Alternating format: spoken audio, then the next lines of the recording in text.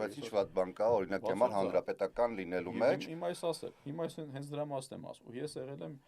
երիտ թևի անդամ, կենտրոն վարչական շրջանում, ոչ եղել եմ գործադիր մարմին, ոչ խորհուրդ, երիտ թևի սովորական ակտիվիստ, երիտ թևի անդամ։ Նաև ուզում ասեմ, որ հարցը անցյալ ժամանակ է, ոչ թե որ հիմա ես հանրապետական թևի մեջ, ինչ վատ բան կա, որ եղել ես։ 2013 թվականից հետո իմ գործունեությունը կասեցվել է։ Ես դուրս եմ եկել։ Ինչքան է տևել այդ ժամանակահատվածը։ Կարող է մի քանի տարի, 3 տարի, պայմանական մասում, մոտավորապես 3 տարի, մոտավորապես եմ ասում։ Կա 3-3.5 տարի։ Հասցրել ես ներքին խոհանոցին էլ ծանոթանալ։ Բնականաբար, ես եղել եմ երիտասարդ, ու դա եղել է 12 տարի առաջ։